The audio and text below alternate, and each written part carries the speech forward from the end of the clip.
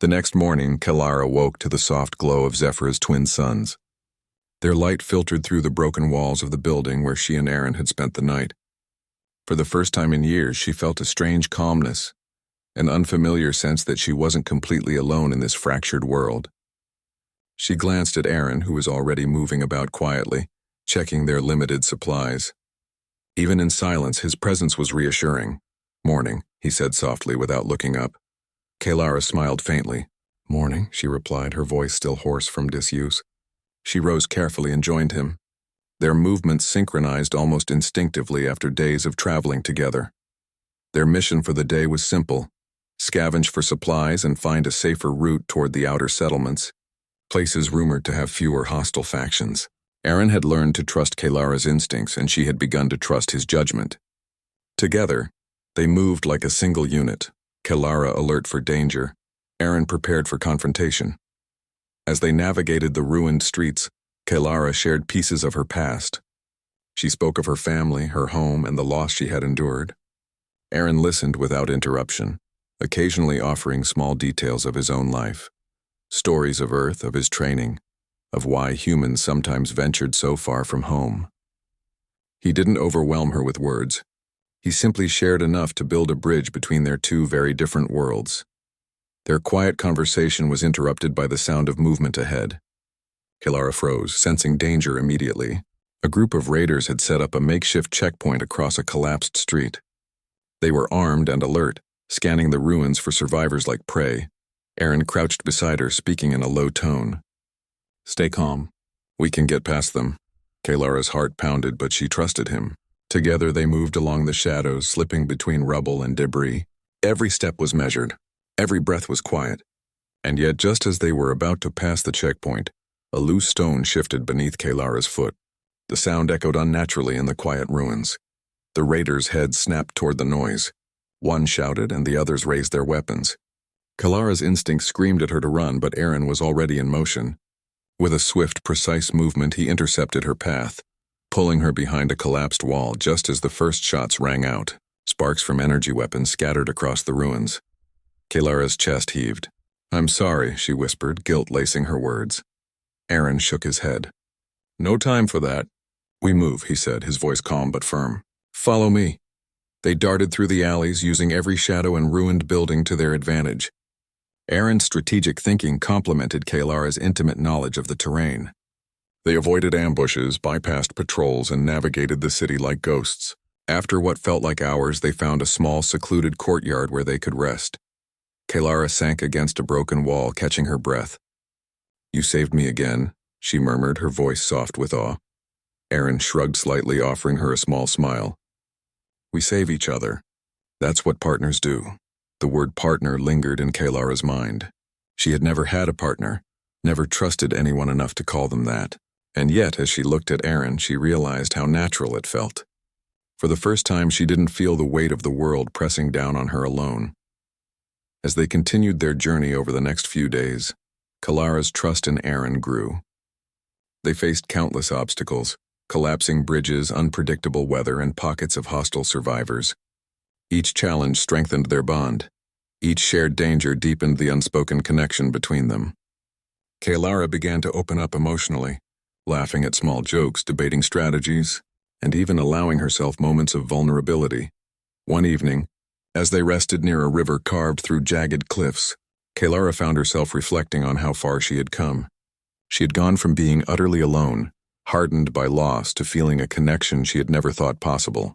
Aaron had not only saved her life physically, but he had also saved her from the isolation that had haunted her for years. "Do you ever think about what comes next?" Kelara asked quietly, watching the river's current shimmer under Zephyr's twin moons. Aaron considered her question. "Every day," he said. "But right now the next step is surviving together." "That's enough for today," Kelara nodded. There was truth in his words. Tomorrow could bring new dangers, new losses, but for now she had someone to rely on. Someone who would stand beside her, not above her. Their peace was short-lived. While crossing a desolate canyon, they encountered the same rogue faction that had hunted Kelara before. This time they were prepared. The raiders surrounded them, weapons raised, eyes gleaming with anticipation. Kelara's pulse quickened. She had faced them before, but never in such numbers. Aaron assessed the situation quickly. "Stay close.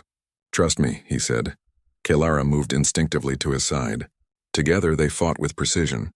Aaron's human agility and combat skills complemented Kelara's intimate knowledge of Zephyr's terrain. They moved as one, dodging, striking, and retreating strategically. Slowly the raiders began to falter, unprepared for such seamless coordination. During the fight, Kelara found herself cornered, trapped by 3 raiders. Fear surged through her. But before she could react, Aaron appeared, disarming one attacker and pushing the others back. He grabbed her hand and pulled her into a tight, protective stance. For a moment, time seemed to freeze. She could feel his strength, his steady heartbeat, and the unwavering determination in his eyes. "You're safe," he whispered, just before they made a final push that sent the raiders fleeing into the shadows. Kelara's chest heaved with relief. She realized in that moment how deeply she had come to rely on Aaron, not just for protection, but for comfort, for stability, for companionship. Her walls of isolation were crumbling, replaced by trust and something warmer she had never allowed herself to feel. That night, they camped in a small cavern overlooking the canyon. Kelara sat close to Aaron, hesitant at first, but drawn by the undeniable sense of safety he provided. She looked at him, searching his face for any sign of doubt or insincerity. There was none, only strength, calm, and unwavering presence. Aaron noticed her gaze and smiled softly. "You don't have to face anything alone," he said. "Not anymore." Kelara's eyes filled with a mix of emotions, relief, gratitude, and something she could not name. Slowly, without thinking, she leaned into him. Aaron's arms instinctively wrapped around her, pulling her close. The embrace was protective, warm, and steady. For the first time in her life, Kelara felt completely safe. She felt the weight of her loneliness lift, replaced by trust and a quiet sense of belonging. They stayed like that for a long time, listening to the soft sounds of the planet around them. Zephyr's winds whispered through the canyon, carrying the scent of minerals and distant fires. Kelara allowed herself to relax, feeling the tension of years of survival melt away in Aaron's arms. She realized that the human had not just saved her life, he had pulled her out of the darkness of solitude and despair, giving her a chance to feel alive again. Morning came, and with it the promise of a new journey. Kelara stood beside Aaron, looking at the horizon. She felt a renewed sense of purpose. She was not just surviving anymore. She was moving forward with someone she could trust, someone who had shown her that even in the most desolate places, hope could exist. As they set off together, Kelara glanced at Aaron and smiled. For the first time in her life, she knew she had found a true partner, not just in survival, but in life. And in that knowledge, she felt stronger than she had ever felt before. She was no longer alone. She had someone who would pull her into his arms again and again, through every danger and uncertainty that lay ahead. And with that, Kelara walked forward side by side with the human who had changed her world forever. The following weeks passed in a blur of hard work and small triumphs. Elias and Leora had fallen into a rhythm, their movements in the fields almost instinctively coordinated. The children ran between the rows, their laughter blending with the sound of the wind and the distant hum of machinery. Life on Zera 7, once a daily struggle for survival, now carried a sense of hope and purpose. Word of Elias's flourishing farm spread throughout the colony. At first, it was curiosity that drew the other settlers. They wanted to see if the alien woman who worked so diligently really existed, and whether her efforts were as extraordinary as Elias claimed. Soon, some began to take notes, asking questions about his methods and the unusual techniques Leora used. Others, less trusting, murmured doubts and warned that depending on aliens might be dangerous. Elias ignored the gossip. He had learned that results spoke louder than words. One morning, a young man named Darren, a neighboring farmer, arrived at Elias's gate. His clothes were dusty from travel, and his face showed weariness, worry etched deeply around his eyes. "Elias," he said, breathless, "our harvest failed. The crops didn't grow. Our children are hungry.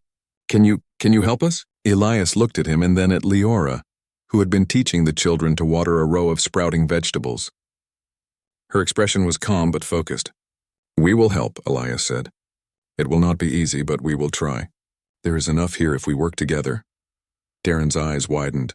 You You would share your food? Elias nodded. We all survive or we all fail.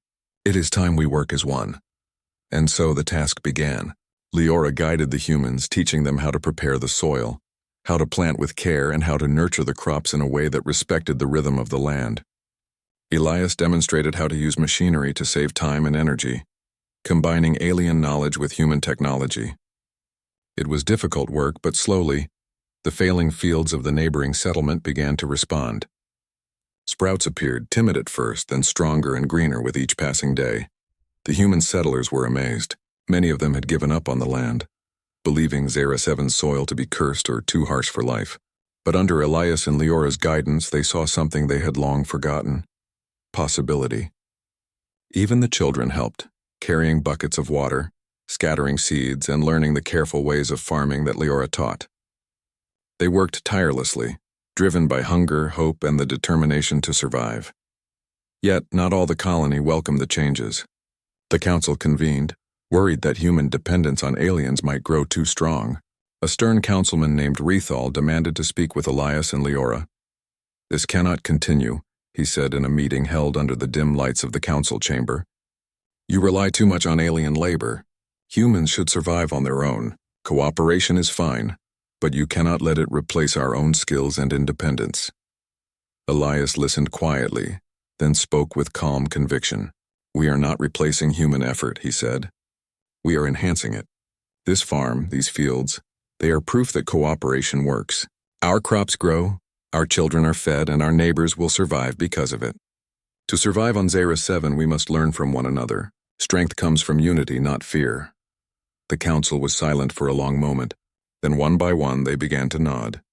Results, as always, spoke louder than fear. With the council's cautious approval, Elias and Leora expanded their efforts. Humans and aliens began to work side by side across the colony, exchanging knowledge and skills. Leora's techniques, once unfamiliar and doubted, became a model for efficient farming.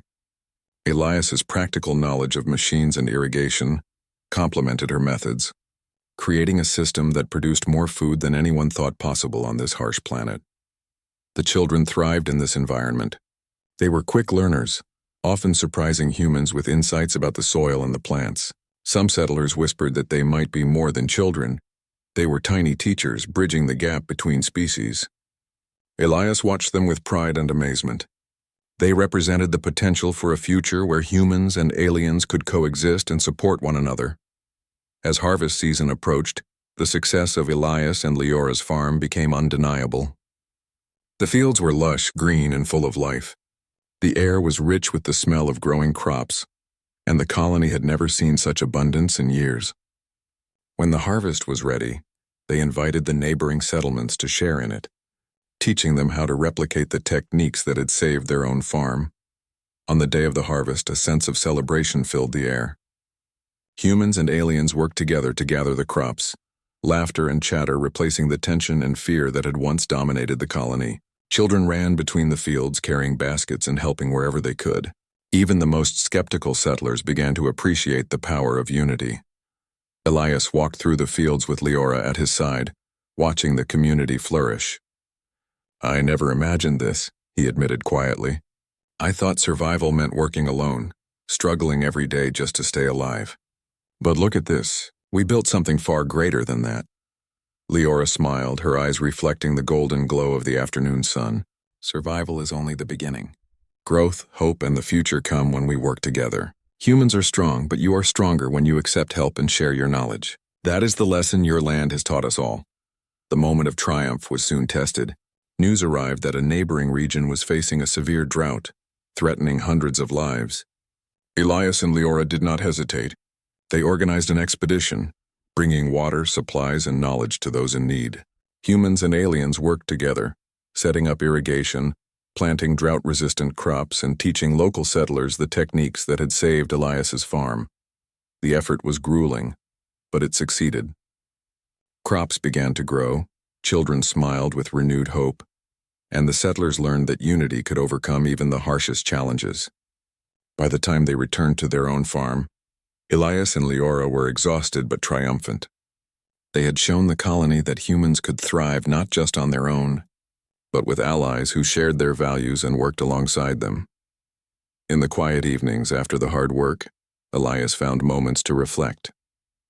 He would watch Leora and her children tending the fields, laughing and learning, and he felt a deep sense of gratitude.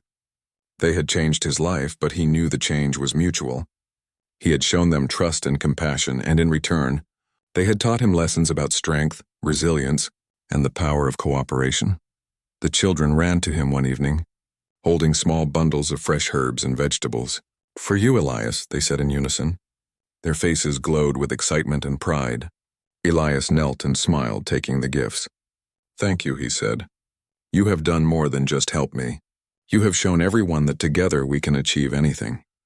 The days continued in a steady rhythm. The farm thrived, the children grew stronger, and the colony began to embrace the possibilities of human-alien collaboration. The council, once wary, now visited the farm to observe and learn. Other settlers began to experiment with new crops and techniques. Inspired by the success of Elias and Leora's partnership, one evening, as the twin suns set over the horizon, Elias stood with Leora at the edge of the fields. The wind carried the scent of fertile soil and growing plants, and the sound of laughter drifted from the far end of the farm. "We've done something remarkable here," Elias said softly. Leora placed a hand on his shoulder. "Not just us," she said. "We did it together with the children, the settlers, and the land itself. The future is not only in our hands, it is in all those who are willing to work with courage and trust." Elias nodded, feeling a deep sense of fulfillment. For years, survival had been a struggle, a fight against the harshness of Zera 7. But now he understood that survival was not enough. To truly thrive, humans had to embrace the unknown, trust one another, and be willing to learn from those who were different. Leora and her children had shown him that, and in return he had shown them the strength of human ingenuity and resilience. As the stars began to appear in the night sky, Elias looked across the fields. The crops swayed gently in the breeze, and the colony glowed faintly in the distance. Children played and laughed, settlers moved purposefully among the rows, and the harmony of human and alien cooperation was visible in every corner of the farm. He realized that this was more than a farm. It was a symbol, a testament to what humans could achieve when they combined determination, compassion, and the willingness to embrace allies from beyond their world. The harvest had brought not only food but hope. The fields had grown, the children had thrived, and humanity had learned that cooperation could transform even the harshest world into a place of life and promise. And so, under the light of the twin suns and the watchful gaze of the stars, Elias, Leora, and her children continued to work the fields, planting seeds for the future, seeds of life, unity, and hope. Zera 7 was no longer a place of struggle and despair. It had become a world of opportunity, a world where humans and aliens could build something greater together. The colony had changed. The land had changed, and Elias knew deep in his heart that this was only the beginning of a story that would grow as endlessly as the fields themselves.